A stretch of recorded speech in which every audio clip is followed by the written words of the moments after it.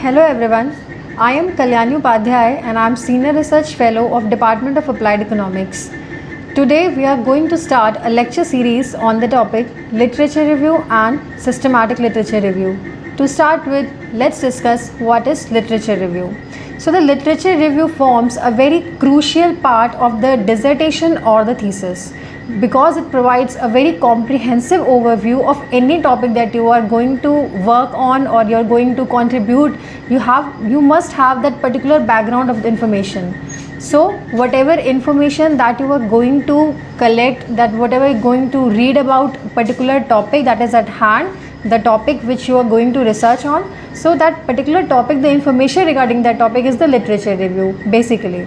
Now let's begin with what is the review is all about. So firstly, what we do, we synthesize the key themes or the concepts.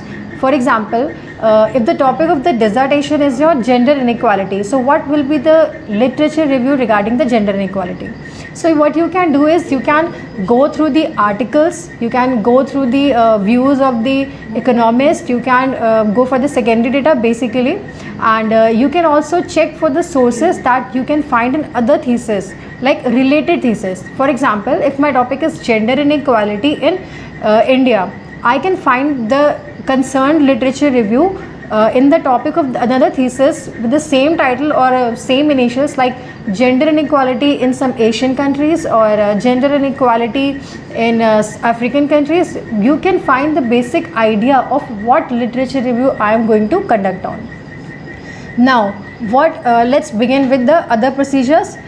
What is followed by is the exploration of the themes, right? Whatever literature we are going to do, we will do step by step functions. Like first we will read about that particular thing, then we will synthesize it, then we will explore more about it. Like if we are the topic of my dissertation is gender inequality, so I will read about it in some other thesis, I will synthesize it, I will note down some points that I think are important and can contribute further to my research or to my work. And then by pinpointing all the limitations and shortcomings, the methodology that whatever will be discussed in particular literature, I will note down one by one.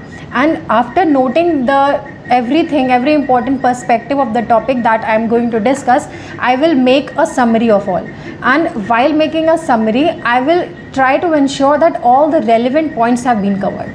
Okay, then what next is to go through the revising the landscape of whatever information that we have studied so far. Like you have to provide a thorough understanding of how the current research, your current topic fits within that seeks the advanced academic conversation. So whatever academic conversation you are going to work upon, you must have that information, and that information, the provision of all those information will be done by the literature review. So to conduct a literature review, there are some steps which need to be followed. Number one is define your research question or topic. तो सबसे पहले हमें क्या करना होता है, जब भी हम कोई लिटरेचर रिव्यू करने जा रहे हैं, हमें उस टॉपिक के बारे में रिसर्च करनी होगी, जितना भी आप थॉरो रिसर्च कर सकते हैं. ठीक है, इससे आपको क्या मिलेगा, आप अपने रिसर्च की तरफ डायरेक्शन फाइंड कर पाएंगे कि आपको किस तरफ में रिसर्च करनी है.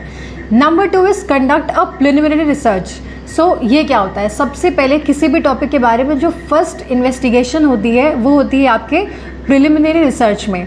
कुछ ऐसे हमारे पास टूल्स हैं, कुछ ऐसे वेबसाइट्स हैं जिनकी मदद से आप कर सकते हो, लाइक पबमेड हो गया, Google Scholar, we have JSTOR and specific databases जो आपके फील्ड से रिलेटेड होगा. आप उसकी मदद से अपने कंसर्न टॉपिक के हिसाब से लिटरेचर रिव्यू फाइंड कर सकते हैं. Number three is gather sources. अब आपको क्या करना है, अब आपको पता चल गया this is your topic and you have to find this particular concern literature review. Now you have to find the sources. Now from where you will find the sources. Number one is your books. Then we have peer-reviewed journals and articles. We have conference papers, and we have reputed online sources. You always have to rely on the authentic sources. Number four is evaluate and select the relevant literature. हमारे पास बहुत सारा literature है, हमारा topic बहुत vast होता है, wide होता है, बट हमें ज़रूरी है एक रेलिवेंट, एक अपना स्पेसिफाई करना कि हाँ ये हमारे लिमिटेशंस हैं, मुझे इतना लिटरेचर रिव्यू चाहिए. इसके लिए आपको क्या करना पड़ेगा, आपने जितने भी पेयर रिव्यूड आर्टिकल्स या फिर लिटरेचर पढ़े हैं आप उसको प्रायोरिटाइज करिए कि this one is number one, this is two, number three, अपने रेलिवेंस के हिसाब से, अपने टॉपिक के इम्पोर्टेंस के हिसाब से. Then is your organize your resources. अब आपने सारे रिसोर्सेज ऑर्गेनाइज करने हैं, आपको क्या करना है, यहाँ पर जितने भी लिटरेचर है उनको थीम्स में, कॉन्सेप्ट्स में, मेथोडोलॉजीज़ में, फ्रेमवर्क में आप डिवाइड कर लीजिए उसको, ठीक है। फिर आपको क्या करना है, कुछ रेफरेंस मैनेजमेंट टूल्स होते हैं, for example EndNote, we have Mendeley, we have Zotero, इनकी हेल्प से आप उनको प्रॉपरली रेफरेंसिंग कर सकते हैं। Number 6 is read and take notes. So whatever you are going to read about a particular topic, just read it and take the notes. You have to make some certain points like this is important in particular literature and I am finding this particular methodology very useful. You can write it all. Number 7 is synthesize and analyze. अब आपके पास literature review है, आपके पास sources हैं, आपको उन्हें synthesize करना है। Now what do you mean by synthesize? Synthesize मतलब होता है एक समराइज करना। पर्टिकुलर चीज़ के बारे में आपने कुछ चीज़ें पढ़ी हैं, अब आप उसको सिंथेसाइज करोगे ताकि आपको पता चल सके कि उस पर्टिकुलर टॉपिक की समरी क्या है जो मैं लिखने जा रहा हूँ या जो मैं अपने रिसर्च में अप्लाई करूँगा। Number 8 is develop an outline which is the very important thing, because कभी भी आप कोई भी लिटरेचर रिव्यू करने जा रहे हो उसका आउटलाइन, उसका फ्रेमवर्क, उसका ब्लूप्रिंट बहुत इंपॉर्टेंट है। अब यहाँ पर आपको क्या करना है, इंट्रोडक्शन हो गए, थीमेटिक सेक्शंस हो गए और कंक्लूजन। आपको किसी भी लिटरेचर रिव्यू में ये 3 चीज़ें ध्यान रखनी है। लाइक इंट्रोडक्शन क्या है उसका, उसमें हमने डिस्क्रिप्शन के पॉइंट्स में क्या क्या चीज़ें देखी हैं, देन आपका कंक्लूजन हो गया। Now number 9 point is right a literature review. अब आपने चीज़ें पढ़ी हैं, आपने बैकग्राउंड इन्फॉर्मेशन कलेक्ट कर लिया, you have the sources, you have the referencing, you have synthesize and analyze all. अब आपको क्या करना है, लिटरेचर रिव्यू को लिखना है। अब जो भी आपने पढ़ा, जो भी आपने रीड किया, उसको अपने लैंग्वेज में लिखने की कोशिश करनी है विद पॉइंट्स, बुलेट्स और what ever you find feasible. Number 10 is critically evaluate your work. Now whatever you have written, you have to evaluate it by yourself कि हमने जो भी पॉइंट्स लिखे हैं वो रेलिवेंट है कि नहीं है, वो हमारे थीसिस के टाइटल से मैच कर रहे हैं, इम्पॉर्टेंट है और उसके मेन पॉइंट्स क्या हैं। ये सारी चीज़ें आपको इवैल्यूएट खुद के लेवल पे करनी पड़ेगी। Then cite your sources from wherever sources you are taken, you have जो भी डेटा आपने कलेक्ट किया उसका जो भी सोर्स है उसको प्लीज़ आप साइट करिए, दिस इज़ वेरी इंपॉर्टेंट। और जो भी साइटेशन स्टाइल्स होते हैं, we have major 3 styles like APA style, we have MLA style, we have Chicago style. आपको क्या करना है, एक रेफरेंस लिस्ट बनानी है या फिर बिब्लियोग्राफी में आपको मेंशन करना है, जिस भी स्टाइल में करोगे उस स्टाइल को भी मेंशन कर देना।